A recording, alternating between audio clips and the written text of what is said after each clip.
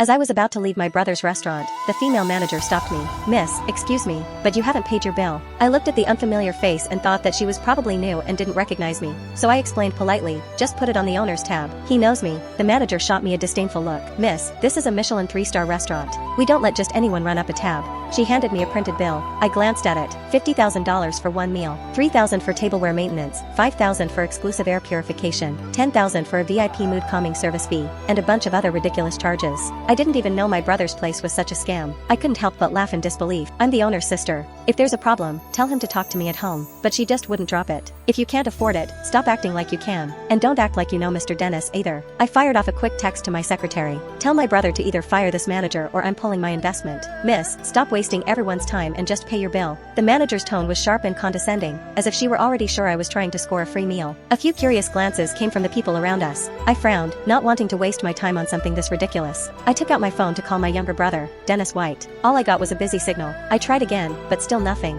It was a workday. What could that brat possibly be doing? I put my phone away and looked at the pushy woman right in the eye as I repeated myself, word for word. I'll say it one more time. "My name is Teresa White. I'm Dennis's older sister. If you can't reach him, just check his account. My photo and information are all linked to his card." I thought that was the most direct and effective way to settle things. However, upon hearing my name, the manager didn't even bother to check. Instead, she burst into a loud laugh, drawing even more attention our way. She leaned in suddenly, lowering her voice so that only the two of us could hear. "Still playing pretend? I've seen your face on my hubby, Dennis's, social media. You're just a shameless witch, sneaking around with my man. And now, you have the nerve to show up here and try to put your meal on his tab? How thick-skinned are you?" For a moment, I was stunned. I glanced at her name tag, Jessica Thompson. I could only feel speechless at all of this. So, this was Dennis's so-called secret girlfriend, the one he wouldn't even show me a photo of. How could Dennis have such terrible taste? I see. This outrageous $50,000 bill wasn't some kind of misunderstanding. It was a setup, planned all along just to humiliate me. Before I could say another word, she had lost her patience. "If this lady wants to dine and dash, we'll just have to detain her and wait for the police." She waved her hand,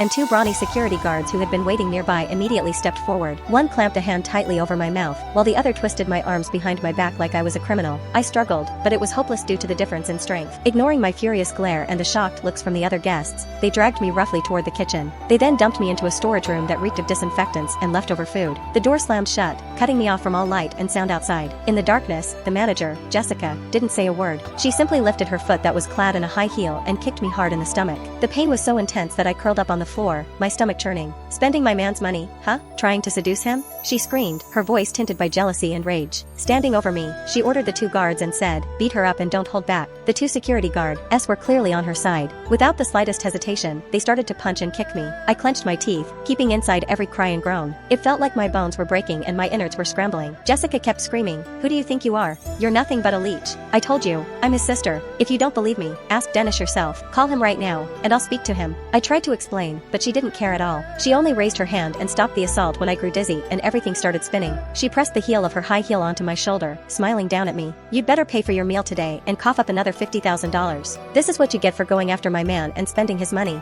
I'm not afraid of anything worse happening. Dennis will handle it for me." I managed to protest weakly even as I was curled up and barely able to breathe from the pain. "That's my own money. I told you. If you don't believe me, ask him." Her face darkened, and she kicked me again. The two guards immediately understood and started beating me up once more. By then, I knew it didn't matter what I said. If this kept up, I really might die here. After I spat out a mouthful of blood, I used the last of my strength to feel around for my phone. "Stop. I'll pay." She seemed satisfied with my submission, motioning for the guards to stop. She crouched down and patted my swollen cheek. "See? Isn't that easier? You made things so hard for yourself when you could have just done it my way. $100,000, and not 1 cent less." Lying on the cold floor, I felt my lungs burning as I gasped for air. I ignored her and called my best friend, Mary Langton. She picked up immediately. "Mary, bring $200,000 to Dennis's restaurant. I need it right now." Mary went quiet for a second, immediately sensing something was wrong. "Teresa, what happened? Why is your voice due? And ask, just hurry." I cut her off and hung up. When Jessica Thompson heard 200,000, her eyes lit up. There was a glint of greed in her expression. She probably thought I had been beaten into submission and was offering even more just for mercy. She couldn't hide her smugness anymore. Smart choice. Mary acted incredibly fast. The storage room door was shoved open from the outside in no time. Mary strode in with two bodyguards at her side. When she saw the blood at the corner of my mouth, my disheveled clothes, and the mess I was in on the floor, she was genuinely shocked. She rushed over and helped me up. I shook my head, signaling her not to say a word. Then, I took the bank card from her hand with the password taped on it and tossed it to Jessica. The woman took the card but didn't bother to argue further. She just waved her hand dismissively. If this card is fake, I have ways to find you. Now get out. I shuffled out of that disgusting place with Mary's support. As I endured the intense pain all over my body, at the entrance, I thanked her. Thanks, Mary. I'll pay you back as soon as this is over. She simply looked at me, worried. It's just money. Don't worry about it. But what happened to you? I managed to laugh. My brother really picked a winner for a girlfriend. I need to have a little chat with him. I took out my phone and found the number for the restaurant's deputy CEO. He was the real person in charge, someone I had personally recruited. He was also absolutely loyal to me. Once the call connected, I didn't waste a single word. My voice was cold and emotionless. You have 10 minutes to fire the manager named Jessica Thompson. If you don't, the White family will pull every cent of its investment out of the restaurant. I won't leave a cent behind.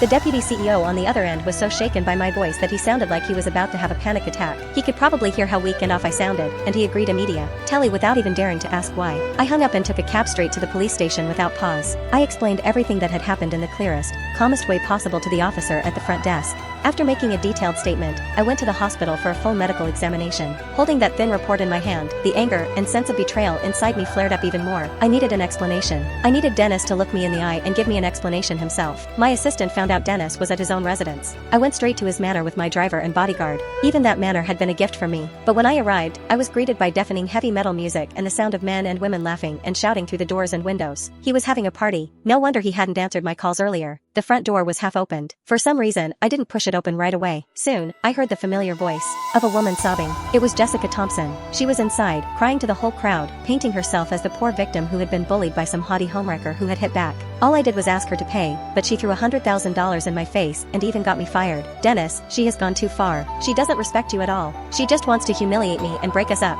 Inside, Dennis's group of rotten friends all chimed in, acting outraged on her behalf. Dennis held Jessica, comforting her in a tone full of concern and affection. Don't worry, Jessica, I won't let you be treated like this. To prove himself, he made a showy promise to everyone in the room. As soon as I find that woman, I'll make her get down on her knees and apologize to you. The crowd of Nepo babies jumped in, each louder than the last. Dennis, just say the word. We will drag her out right now. Yeah, let her see who's really in charge here. I couldn't bear to listen to New York of it anymore. I raised my hand, and my bodyguard kicked the door wide open. The music stopped instantly, and all the laughter and noise vanished instantly. Dozens of dumbfounded faces turned to stare at the entrance simultaneously. No need for that. I'm right here. So, who's going to teach me a lesson?